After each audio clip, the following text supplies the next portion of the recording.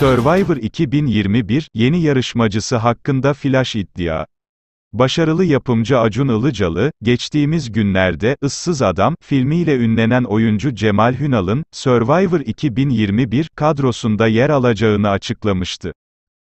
Issız Adam, Cemal Hünal'ın ardından, Survivor 2021'de mücadele edecek bir ismin daha belli olduğu iddia edildi.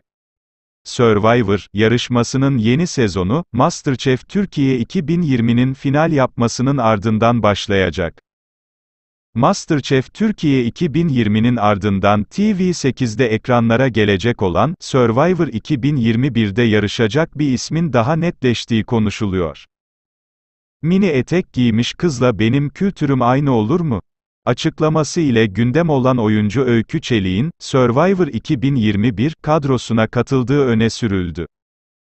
Hayranlarının geri sayıma başladığı yarışmada, ünlülerde olduğu gibi gönüllüler takımına ilişkin isimlerin de yavaş yavaş netleşmeye başladığı öğrenildi. 33 yaşındaki oyuncu, Cihan Şensözlü'nün YouTube kanalında yayınlanan "Sana Ne Cihan'la" programında dikkat çeken açıklamalarda bulunmuştu. Öykü Çelik'in, Trabzon Lisesi mezunuyum ve Karadenizliyim. Mini etek giymiş kızla benim kültürüm aynı olur mu? Ben diz altında etekle büyümüş kızım. Saçımı örgüden başka bir şey yapmadım.